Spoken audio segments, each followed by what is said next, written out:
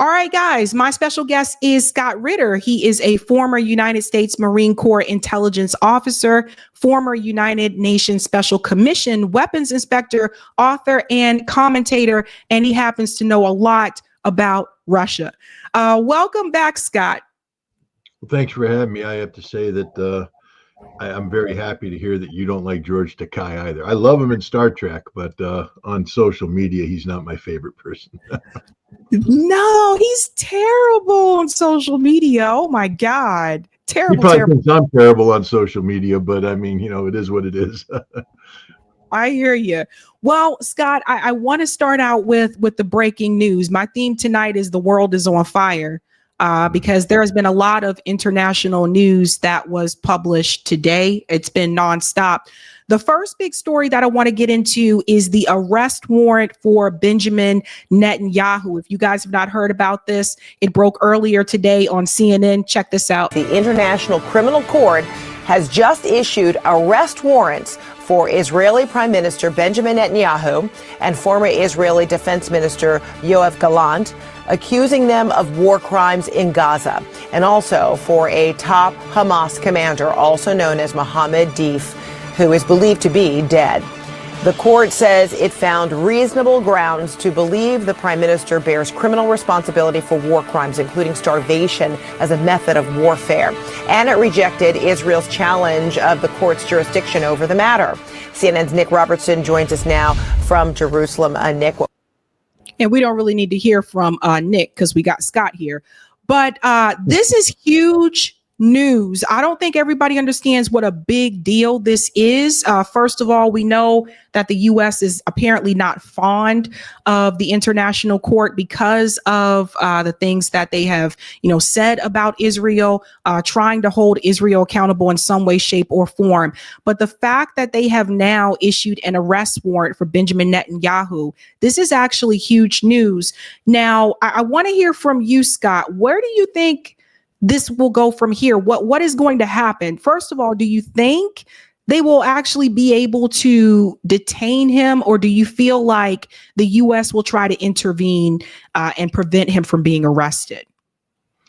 Well, first of all, you need to understand that neither the United States nor Israel recognizes the jurisdiction of the International Criminal Court. They're not signatories to the Rome Convention, and so there is this issue of jurisdiction right off the bat. Two, I doubt Benjamin Netanyahu is going to be traveling to a Rome signatory state anytime soon, and so they're not. They can't send a SWAT team into Israel to get him. He would have to travel someplace. And three, any nation that thinks about arresting Benjamin Netanyahu will, in effect, be declaring war against the United States. First of all, let me just say that I think this is awesome. I love the fact that Netanyahu has been indicted because it just backs up what the world already knows, that he is a war criminal. He is the maniacal leader of a genocidal apartheid state. And this is what needs to happen, that the world has to call him out and call him for what he is. I mean, that's the good news. The bad news is nothing's going to happen to this guy. The United States has passed a law, in a little extreme interpretation, but in short, if the International Criminal Court ever sought jurisdiction over an American serviceman or American diplomat for war crimes and detain them, we would send in military force to The Hague and forcefully remove him. It basically says we can intervene militarily to do, because we will not allow our service members to be under the jurisdiction of the International Criminal Court. That is a threat to the national security of the United States, according to the United States Congress. And because our government is so heavily weighted with Zionists and pro-Israeli types, we've automatically extended to Israel similar protections. We won't allow the International Criminal Court to hold jurisdiction over it. As Lindsey Graham, not my favorite person, has said, if we allow Israel to be held to account, then we are setting the stage for our own service members to be held to account. Now, this is a massive, huge double standard, of course, because we're okay for the International Criminal Court when it goes after Black Africans or bad white people in Serbia. or Croatia. But no. The International Criminal Court wasn't meant to come after us.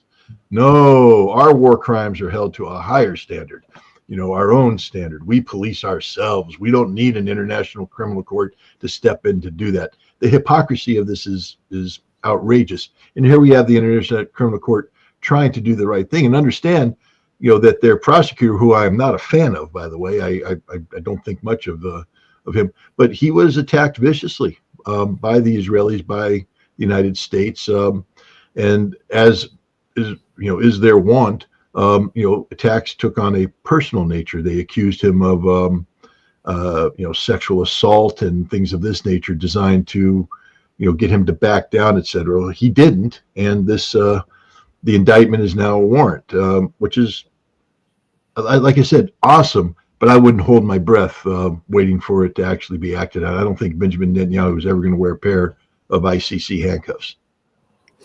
Well, what do you think about the statement that Glenn Greenwald mentioned on Twitter? He said that if they're going to issue an arrest warrant to Benjamin Netanyahu, then they also need to issue one towards Joe Biden and Antony Blinken. But I would assume they can't do that either. Well, they can try. I would remind people about the vindictive nature of the U.S. government. Remember, we're dealing with people who thought it was okay to go to London to kill Julian Assange. Hillary Clinton wanted to drone him. This, in short, we have horrible people in our government who deserve to have ICC warrants put out for them, not just Biden and Blinken. But we will never let it happen. I would just ask people, how many Marines are in the ICC's division? Marine division. And you're going to say, well, they don't have a Marine division. I'm going to say, right, that's the problem. They don't have an army. They don't have an air force. They don't have a navy. We do. And at the end of the day, that's how we will resolve this issue. So the ICC would commit suicide. We would arrest every single one of their judges. And believe me, we have Delta Force. Delta Force will go out, drag them from their homes, put them on airplanes, and bring them to the United States, where they'll be put on trial and put in jail for the rest of their lives. Their families will be killed. So this is what we do. We're not good people. I want people to understand that. We are not good people.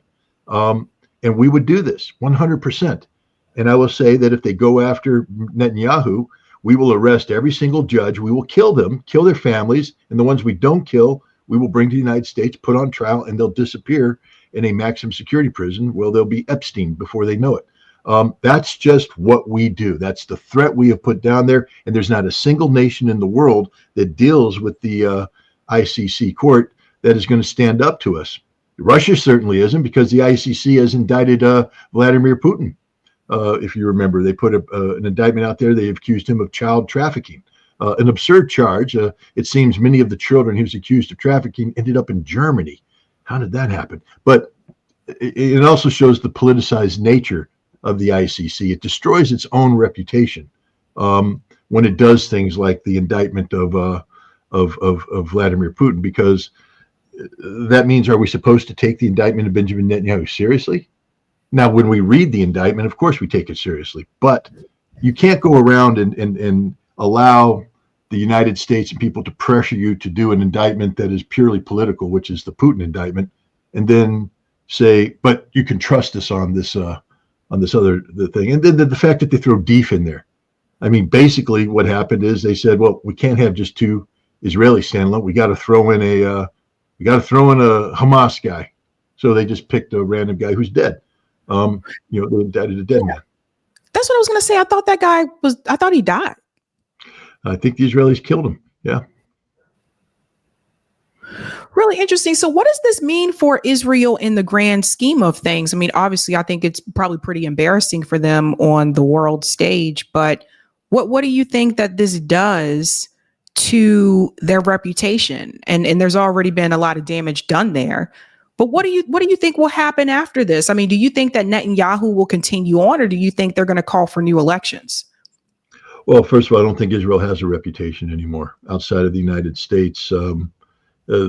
They have destroyed their reputation. This is one of the problems that Israel faces right now, is that they have done so much damage to the brand, there is no recovering from this. Israel will never recover from the damage that it has done. It will forever be known as an apartheid genocide state, a criminal state. That's the reality of it. And all this, this arrest warrant has done is confirm this in the eyes of many. It allows, a receipt, a document, something that says it's not just me saying this. Look, the ICC said these guys need to be held to account. Netanyahu is in a lot of trouble. Seymour Hersh just wrote a fantastic Substack piece last week where he talks about the additional problems that Netanyahu has. I mean, already you have the courts saying they're going to, start going after him for the many corruption charges that he has. Even though he's the prime minister, say, no, we're going to go after him. And you also have the court saying, we want to review the October 7th, disaster. What was Netanyahu's role in that? And there was criminal liability attached to that. And then you have these new charges where Benjamin Netanyahu apparently accessed the most highly sensitive document in the Israeli intelligence archive, a 12-page document that outlined Hamas's strategic objectives when it came to the October 7th attack. When you read it, you have to get permission to go into a special room to read it. You're not allowed to take notes, and you're not allowed to copy it. You're not allowed to refer to it outside of the room. It doesn't exist. And yet Netanyahu went there, got a copy of the page he was interested in, and broadcast it to the public as proof that Hamas was undermining the hostage release. He said, this proves it because that document talks about a scenario that has Sinwar, the former leader of Hamas, leaving Gaza to Egypt together with the hostages, where they would then go to Iran. He said, see, this is proof that Sinwar was never serious. He was never going to release the hostages. This is why you don't blame me, blame Sinwar. Except those familiar with the document say, yeah, but the next 2 pages say that was just an option somebody briefed to Sinwar. Sinwar rejects it out of hand and says, no, we stay here. The hostages stay here because we're trying to exchange the hostages for a ceasefire agreement. The problem wasn't Hamas. The problem was Netanyahu all along. And now he's being prosecuted for A, unauthorized disclosure of sensitive intelligence information, and B, lying to the Israelis using intelligence information. This is so sensitive that the judge prosecuting the case has sealed the file because it could lead to a civil war. It could lead to the collapse of Israeli society. Netanyahu's in trouble. So he's not going to be around a long time. Israel is dying as we speak. Their economy, $67 billion hit last year, $100 billion this year. They're dead. Their economy will not recover. There's no investments coming in. 60,000+ people evacuate from the north who have to live in hotels in Central that are eating up the Israeli budget like you wouldn't believe, although the Israelis lie because they the money that they're printing to pay for these hotels, they say, well, since we're investing it in the hotel room, we're going to put that as part of our GDP. So they're saying part of their gross domestic product that shows a growing economy is actually them paying for the hotel rooms of displaced people from the north. That's the kind of thing. The port of Eilat shut down, bankrupt, because the Houthi have strangled them with the naval blockade. Haifa's under attack. Insurance for shipping's gone through the roof. Nobody's coming in. Turkey's cut off relations. People are cutting off relations. People are starting to boycott. It is game, set, match, done, finished. Goodbye, Israel. You're dead. And that's not me saying that. That's a former Israeli brigadier general who spoke on Israeli TV last month and said exactly that. He said, Israel is finished. We can't recover from this. It's over. It's just now a question of how do we want Israel to die? Kicking and screaming, taking everybody down with them, or peacefully in bed as we gently administer morphine and let them go bye-bye. And the goal right now is to put them in bed, give them the morphine and let them go bye-bye. But Israel will not recover from this. Saudi Arabia is a key to Israel's recovery. Remember the Abrams Accord that was Donald Trump's big Middle East diplomacy deal. The key aspect of that to make Israel, the economic hub for the region was normalizations with Saudi Arabia, normalization of relationship with Saudi Arabia. Saudi Arabia just told the Russians, MBS met with Putin and said, No, we will never normalize relations with Israel until there is an independent Palestinian state whose capital is in Jerusalem. And Netanyahu and his ilk have said that will never happen. So what happens when it has to happen? In order for Israel to survive, they have to go down the path of making an effort to create a Palestinian state. One of the key aspects of that will be dismantlement of at least some of the West Bank settlements. And the second the Israeli government moves to dismantle the settlements, there will be a civil war in Israel. Again, not me saying this. This is the current president of Israel. It said even before October 7th that Israel was on the cusp of a civil war, and now he's calling out all the different issues. The former Prime Minister Omer has said the most dangerous threat to Israel isn't Hamas, Hezbollah, the Iranians, or this. It's the right wing. Israel's at war with itself. If we, the CIA has been trying to get rid of Iran for a long time, and they've had trouble. If we took a report about Israel's economic, political, social health and just erased Israel and wrote Iran, and every time you had an Israeli name, just put in a Persian sounding name, and we read that report, and said this is the current state of Iran, CIA going, we won. They're collapsing. It's over. Finished. It's done. They'd be doing the little Donald Trump dance. It would be finished. But because it's Israel, we all pretend it's not bad. Now we come back to reality, read a report that otherwise means a society is in total freefall, total collapse. Their military is being defeated left, right, and center. But because it's Israel, we fool ourselves and say, no. Everything's okay. It's not that bad. Don't worry about it. It's that bad. And believe me, a lot of Israelis are starting to worry about it. I know they also really depend on, or they were depending on tourism. I know a lot of people, There's zero tourism right now. Zero. There you go. That's a big one. And I'm glad you brought up Saudi Arabia because I was going to ask you about that. What happens come January 2025? Because Saudi Arabia, they've kind of been in limbo, in my opinion. Like they're interesting, meaning that they're supposed to be an ally with the United States, but they're also a part of BRICS. So it's like they're friends with Russia and they have like the US as a fair weather friend or something like that. And they have spoken out against what Israel is doing. But some are predicting that once Trump starts his presidency in 2025, that Saudi Arabia is probably going to be more vocal about their support for Israel. Do you think that's going to change come next year? Or you think they're still going to try to like wade in the middle? No, this is not the Saudi Arabia that existed when Donald Trump was president last time. First of all, there have been many things that have happened, not just October 7th. Prior to that, you had China broker a rapprochement between Saudi Arabia and Iran. The whole purpose of the Abraham Accord, the normalization of relations between Saudi Arabia and Israel, was to create an economic potential so that there can be a military component, the creation of what we call a Sunni shield, a shield of Sunni nations to oppose the Iranian Shia crescent. The idea of the Abraham Accord is to perpetuate conflict between the Sunni and the Shia, to keep the region in permanent turmoil until Iran could be brought down. That's what the Abraham Accord was supposed to do. Today, China has brokered rapprochement. That means that there's relations between Saudi Arabia and Iran. It's gone beyond that. The Saudis and the Iranians are now having joint military drills. The Saudis immediately went to Iran during this crisis and said, we're not part of this. We want to keep on this track of both of us living, together in peace. Saudi Arabia, although it's not a full member of BRICS, is affiliated with BRICS. Iran is a full member of BRICS, and they're working on, their relationship.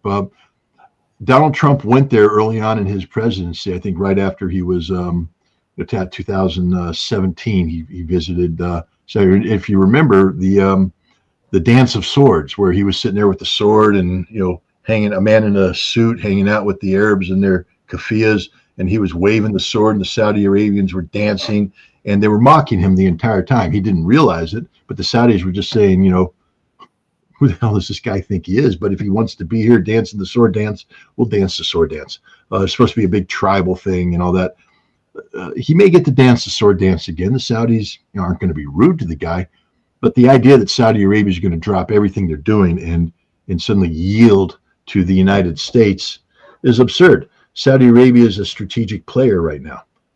And they have cast their lot with China, with Russia, with Iran, with anybody but the United States. We're just not as influential as we used to be in the region. And it's going to be a big letdown because Donald Trump, I think, is still living in 2017, 2018, where Saudi Arabia took his phone call and did his bidding. Saudi Arabia today is like, no, we're not going to be rude to you, but nope, we're done. We're not impressed with your weaponry and all that because we're not in the war game anymore. We're in a different game. We're in the peace game. It's very different now. So it was interesting. Glenn Greenwald has been on fire lately, but he tweeted, who would have guessed that Netanyahu would respond to the ICC's war crime arrests against him by calling everyone involved anti-Semitic. So this is already starting, you guys. That's so unlike Israel to scream bigotry and racism against its critics. Yes, the Geneva Conventions apply to Israel. So you've probably seen this, Scott, but Benjamin Netanyahu is basically saying now that it's anti-Semitic for the International Criminal Court to issue an arrest warrant against him. I think we know how this goes. And this is very dangerous, too, considering what just happened yesterday, which I'll talk about later tonight about that the bill, HR 1449. Which conflates anti-Semitism with anti-Zionism and also makes it difficult for people to criticize the state of Israel. The fact that so many people voted in favor of that in the House is also very concerning. But this idea that Netanyahu has that if you even try to hold him accountable, that's also considered to be anti-Semitic. Well, yeah, they've taken it to extremes. I forget where I saw it. It might have been another Glenn Greenwald. He has been on fire. I mean, I don't know where the guy gets the energy to, because he's doing quality appearances on shows and he's doing quality posting on X. It's like he must have a clone, but he's doing good work. But somewhere I saw that basically the Israelis are saying that to accuse them of war crimes is the new blood libel. You know, that's their big thing. So it's the new blood libel. You can't accuse us of war crimes. That's a blood libel. Well, no, it's bloody, the blood of the innocent Palestinian children that you've slaughtered, the women and innocent men and women that are dying. Yeah, there's blood, but it's not a blood libel. You are genocidal maniacs. You are war criminals, straight up. And all I can say about the new law is it's frightening as hell. But the First Amendment is the First Amendment. And if this is a Supreme Court that is, believes in original interpretation, then there's just clearly no ifs, ands, or buts. You can't control this speech. And Congress can pass no laws. I mean, that's the thing about it. The Congress has, this is the point. I want the American people to really absorb what I'm about to say. Free speech wasn't given to us by Congress. That's not how it works. Congress didn't say, oh, we're bequeathing free speech to the American people. We had free speech. It was ours. We consider it to be natural law, God-given law. We have free speech. And when we wrote the Constitution, we the people, we know who wrote it. It wasn't all of us people. It definitely wasn't people who look like you, Sabby. You guys weren't, nope, you weren't involved in the Constitution. Well, you were, but you were not humans. You were the property, but that's a different question altogether. But the people that look like me, we said Congress shall pass no laws that infringes on free speech because we already had free speech. We already had free speech. Congress, it's not a gift of Congress. We told Congress, stay out of our free speech, stay out of our free press. And I think we have to insist that the Supreme Court maintain this. Congress shall pass no laws. Congress is now passing a law that infringes on free speech. It's literally the most unconstitutional law you have ever seen. And hopefully the Supreme Court will do the right thing and deem that to be unconstitutional. But the problem is somebody like me is going to have to say something and then be charged and then take it through the federal court system, which is a pain in the butt. Or we can get smart people. Glenn Greenwald is very smart, but he's in Brazil. get similar people like him with legal backgrounds, and there may be a way to fast track and challenge the law right off the bat and jump straight in. But for the average Joe Schmo, we have to go through the whole trial thing, be found guilty, then appeal, lose on appeal, lose on appeal. Then, oh my God, if you want to go to the Supreme Court on your own, you got to prepare this brief. I've done this. You got to prepare the briefing. You have to publish a book, a literal book. It costs like $8,000 to do this. And then you submit your books to the Supreme Court, only to have them decide that it doesn't matter what the merits of the case are. We're just not taking it up anyways, because that's what the Supreme Court gets to do. The Supreme Court doesn't have to say a case. You can have the most meritorious argument in the world. The Supreme Court could say, yeah, we're just not doing that one today. One of the reasons why is they might say, we already have a constitutional precedent in place, and so there's no need to look at this. But you're like, but unless you link this to that precedent, I can't be free and all this. Supreme Court actually sucks. It really does suck. It's horrible because it's supposed to be the final arbiter, and it's very selective. It's very much elite person's club. It's not what the American people think it is, but it is the last stand of constitutional interpretation. And I would hope that it would determine that what Congress is playing with right now is a violation of free speech, because it definitely is. It's a violation. Congress shall pass no laws that infringe on free speech. And what are they doing? Passing a law that literally infringes on free speech. You're right. And I just want people to understand, like, if you guys ever have time, please read the Constitution. If you ever have time, please. I'm just trying to tell you the number of things that are there. And they continue to say, like, Donald Trump is going against the Constitution, but they're going against the Constitution too. Like, there's things that they're doing too. So you got to pay attention to that.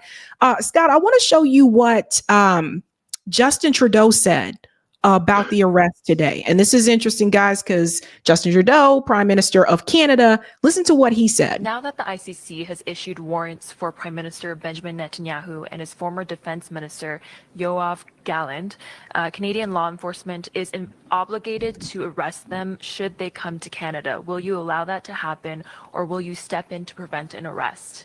First of all, as Canada has always said, it's really important that everyone abide by international law. This is something we've been calling on from the beginning of the conflict. We are one of the founding members of the International Criminal Court, the International Court of Justice. We stand up for international law, and we will abide by all the regulations and rulings of the international courts. This is just who we are as Canadians. Now, so what do you think about that, Scott, that Justin Trudeau said they would abide by those laws? And also, I don't know if you saw this, but the mayor of Dearborn, Michigan said that if Netanyahu stepped foot in Dearborn, Michigan, he would be arrested on site. Do you think that could be a possible path for people to reach out to their local politicians to enact that same law that they have now in Dearborn in other cities as well? Well, I mean, I think, first of all, the symbolism of making statements like that is very good, because, again, I think the goal here is to do everything you can to delegitimize Israel and delegitimize Israel's leadership. So anytime you have somebody speaking out about in a manner which reinforces the notion that Israel is a criminal state and that its leaders are warmongering criminals that deserve to be arrested and prosecuted, this is a good thing. But to be real, the Dearborn police have no jurisdiction. If they tried to assert jurisdiction, the federal government would come in and say you don't have jurisdiction and take and take Netanyahu away. And if a Dearborn cop wanted to make an issue of it, he'd die. Because and this is what I would tell the Canadians. First of all, I promise you this: Trudeau will never arrest Netanyahu. He's making a statement right now because it's the politically expedient thing to do, because he's under no threat of this. But if push comes to shove, there will be waivers. There will be, exceptions. He will never. Netanyahu could land in Canada, and he would never be touched by Canadian law enforcement because Big Brother down south wouldn't put up with it. And we are so beholden to Israel. I don't know why, but we are as a nation so beholden to Israel, so utterly infatuated with Israel that we will debase ourselves to the to the nth degree, just to be seen as always defending Israel. And so I have no confidence in the United States ever doing the right thing by Israel. This is why I'm such a proponent of Israel dying, because I recognize America can't cure the Zionist disease. It can't. We're infected. It's permanent. But what happens to the Zionist disease? I mean, to all those wonderful little evangelical Christians that pretend to be friends with the Jews, even though they hate the Jews because Jews killed Jesus. We all know that Jews killed Jesus. They're very bad people, but we need the Jews because we need them to do their little temple thing, and then Jesus coming back, and then the rapture, and we're all going up to heaven, except them Jews because they're evil. They stay behind, those dirty Jews. Don't the Jews understand that the Christian evangelicals hate you? They view you as Satan. I'm glad you said that, because I just wanted to add something here for people who may have forgotten. When the movie The Passion of the Christ came out, there was a lot of I don't know if you remember this, Scott, but there was a lot of pushback on that movie because of what you just said, because what that movie reveals is, oh, wait a minute. So this is what Christians really think, so I remember. I tell you what, they in Germany, they do, oh man, that Eder Oberg guy. I'm butchering. I used to live in Germany, but they do the Passion play, and it's a big deal every year, and people try out for it and all that. And then you watch it, and you're like, oh, you hate Jews too. You wonder why the Germans hate the Jews, because the Jews killed Jesus, and they play it out. And that movie was graphic. If you remember the death of Jesus, it was graphic, and no Christian went through that coming out going, I want to be brotherly friends with the Jews. They painted the Jews to be horrible, bloodthirsty, whatever. That's why I'm sure they called it a blood libel, but in their defense. I'm not saying anything about it. I'm just saying the reality that Christian Zionists hate Jews. And yet the Israelis are like, oh, you're so good to us. I love the fact that Mike Huckabee is now the ambassador to Israel. He will be. And he hates Jews. By definition, he hates them because he's all about the rapture. He's all about the end of the world. My God, why do we even allow these people anywhere near government? Government's supposed to be about promoting long-term thinking on how we make life better, thinking out strategically and all that. And all Mike Huckabee can be is like Armageddon, baby, and the rapture. I don't want him anywhere near government. Mike Pence scared me because he was the vice president. He was one heartbeat away from being the president, and all he wanted was nuclear war so that he could go up to Jesus and do his little religious nut job thing. I'm not anti-Christian, people. I'm just anti-Christian when they want to kill us all. Well, I just want to add too, we're supposed to have separation of church and state. We're supposed to, but we don't. If you think we do, think again. We have so much damn religion in here, but it's got to be the right religion. Can't be Muslims. They're not the right religion. Can't be Jews, although we pretend we like them, we hate them. And we got to be careful which kind of Christianity we live in, because them papists and them Catholics, they're not very good. And there's some other ones we don't like either. But oh my God, if you're a holy roller, a Pentecostalist, a Baptist or whatever, you're good. Christian, in God we trust. Judeo-Christian ethic. I mean, what happens? It's not supposed to be separation of church and state. That's an important part. There shall be no state religion. And yet, all these stupid Christians, I'm sorry, I did say that, that are in Washington, D.C., actually think that Christianity is the state religion. You've got idiots right now printing Bibles to put them in schools, public schools. Now, I'm not anti-Bible. I've read it cover to cover. Have to. If you want to converse, if you want to understand your enemy, you got to know what your enemy, and my enemy is organized religion. They are responsible for more death and destruction in the world today. If you say that you practice peace, you can't be pro-organized religion, because organized religion is about man killing man. It ain't about saving souls and doing right for the world. It's about we protect what is ours. and we will kill others out there who don't agree to submit to us. Your soul must be ours. I mean, it's just, sorry, it probably didn't where you want to take this conversation, but no, I was just going to add, because I talked to them about this before, about my experiences like growing up in the church and different denominations within Christianity. You run into the same issue where one denomination says they're the right one and the other ones are the wrong one. And I've just seen it like over and over again. Each to their own, but I really do believe in separation of church and state, and I would like to have 100%. I mean, I sometimes wonder, I don't know who God is, what God is. I believe there's a power. I don't think this all happened by accident. I think there's a purpose. I look at human emotion and I say that the conscious has to come from something. We do know the difference between right and wrong, good and evil. So I believe that there's a purpose to life. It gives me motivation to live and do good and try and continue it and all this stuff. But when you think you own God, then there's a problem. And that's the problem with Christian evangelicals, because they think if God is all powerful, then why are you worried about Armageddon? It's going to happen when God wants it to happen, because God wills it. But now you're out there trying to make it happen, which tells me you think you know more than God does, because obviously God doesn't need your help. He's all powerful. But you're now saying, I'm going to help him by picking the date, by doing this, that, and the other thing. You've become godlike. You think you're God. And that's the problem. Everybody thinks they're God. Everybody thinks they have the inside thing to God. I'm not much of a, I'll tell you this. I studied the Bible and I debated it with a guy who was what I call he's Paul.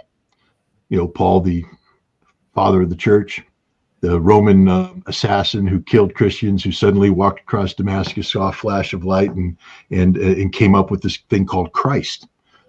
Christ isn't Jesus. Christ is something different. Christ is the Father, the Son, the Holy Trinity, and all this stuff.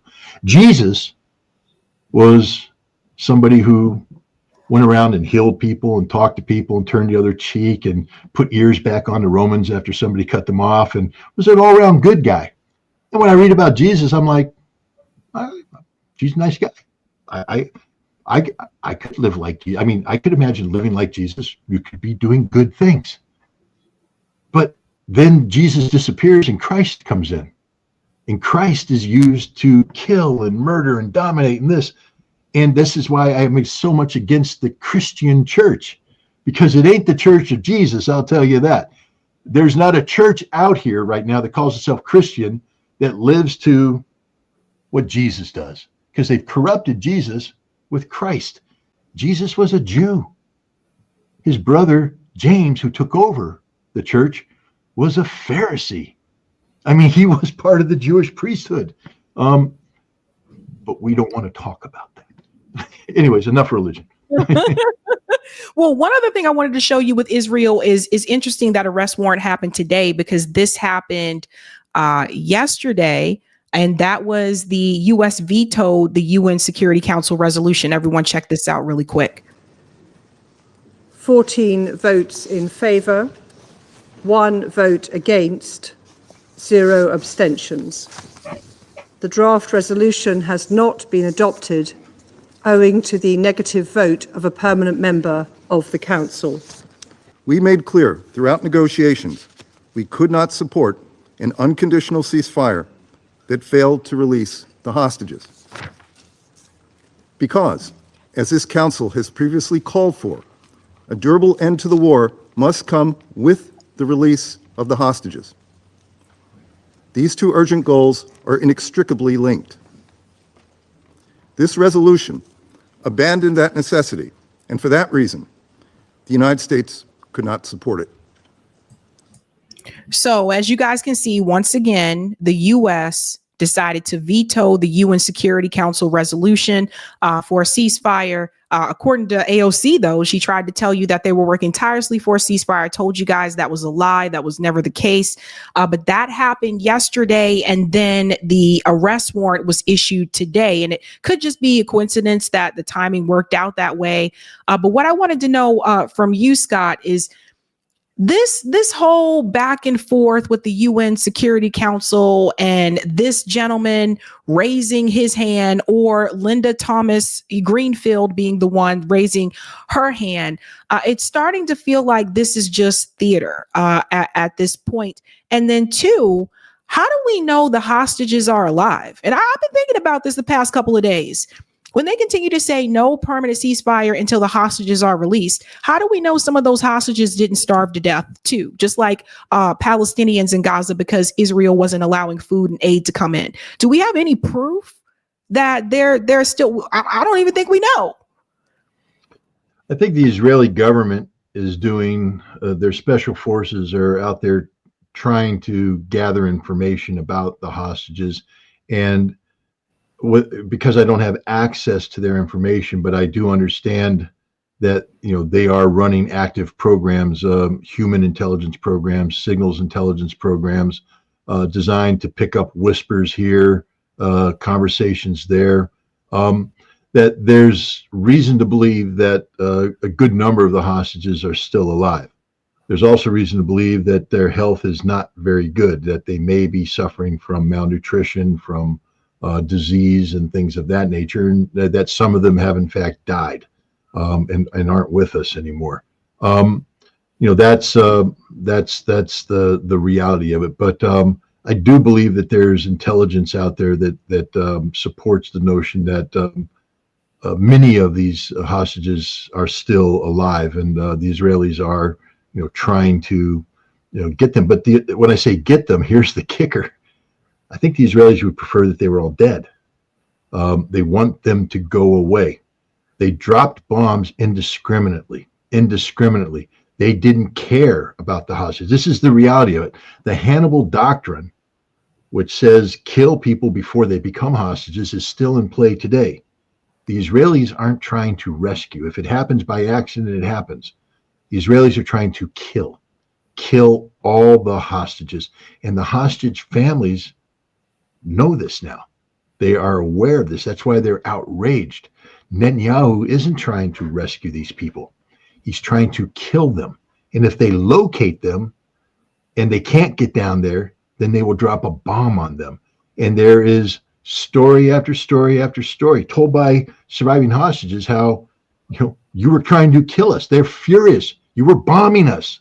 We were down here. You were bombing us, the people you're supposed to be saving. You're trying to kill, and you killed these people, because every once in a while the tunnel collapses and there's hostages down there. Wham, they die. The Israelis are trying to kill the hostages. A living hostage is bad news for Israel. They would much rather have all 101 surviving hostages be dead and done with. Now they don't have to worry about this. The political pressure's off. They're just dead. But a living hostage is a nightmare for Israel, and they're not trying to rescue them. If it happens through serendipity, they stumble upon them in a tunnel, then they'll get them. But the Israelis are not bending over backwards to rescue these people. They're bending over backwards to find them and kill them, because that's what the Hannibal Doctrine is all about. And we need to recognize these aren't good people. The Israelis are not good people. They view not just the Palestinians, but you, me, and every non-Jewish member of your audience watching. We're human animals. We're subhumans. We're less than human. We're goy. And they don't care about life. And so all these people are saying, poor Israel, poor this, poor that. Again, I'm not in favor of bringing harm to any human. I'm really not. But don't expect me to have sympathy for a nation that, as part of their DNA, is built in to kill Palestinians, because that's right. What Israel exists to do today, kill Palestinians. And they show no remorse whatsoever for the death of Palestinians. None. You don't see Israelis crying about this. Even the people that are against Netanyahu, they're not losing any sleep about the Palestinians. Palestinians aren't human. They're, you see them. What about the children? No. They're, there was a saying, I don't want to insult anybody, but back in the American West, the Shivington, I think was his name. He was a colonel, and he massacred the Cheyenne and during the Civil War, the Sand Creek Massacre, I think it was the name of the massacre. They just rode in the morning. The Cheyenne were asleep, and they rode through and they killed everybody, women, children, all that. And when someone said, "What about the children?" the response was, "Nits make lice." Nits being the little infant lice, and they grow up to be lice, a parasite. So you kill the children because nits make lice. If you let the nits live, they become lice. And that was the white man's attitude towards Indian babies. And that's the Israeli attitude towards Palestinian babies. They view them all as junior terrorists. They just want them all dead. They don't care. There's no empathy. In World War II, an American doctor did a study during the Nuremberg trial because they were trying to figure out what made Nazi Germans so evil. How do you define evil? What is the characteristic? And remember, it's tough because these are people, who can laugh and tell jokes. If you see them in normal society, you'd say they're civilized, they're proper, they can eat with the knife and the fork, and they can do all this stuff. But they can also turn around and just order 6 million people killed here, 10 million people killed there. Remember, the Jews weren't the only ones who were killed during World War II. A whole bunch of other people died too, like 27 million Soviets. And he said the thing that united them all was a lack of empathy.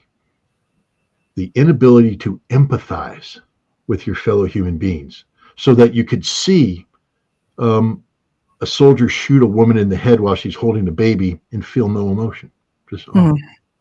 No, that's evil. The Israelis are evil. This is the reality, guys. They have no empathy whatsoever for the Palestinians. I can't talk about Hind Rajab without crying. And I'm a grown-ass man that doesn't cry. All right? I have more empathy for the Palestinians than any Israeli will ever have because I care. I care about them. And I have to be honest, when I see an Israeli suffering, I have empathy for them too. It's not like I don't have. I have empathy for any human being that's suffering because therefore, for the grace of God go I. I have been in situations where I have been faced with imminent death, and I know what fear is. I know what it's like to be so damn afraid that you're going to die, or that somebody close to you is going to die. The panic that overtakes you. And so when I see somebody out there, I get physically sick because I know what's going through their mind. I know what they're feeling. Empathy, empathy, empathy. I'm not a perfect human being, but I can empathize with my fellow humans. The Israelis can't. They're incapable of having empathy for the Palestinians, just like the Nazis were capable of having empathy for any of their victims. Hey guys, this was a Sabby clip. If you like what you saw, hit that like button and subscribe.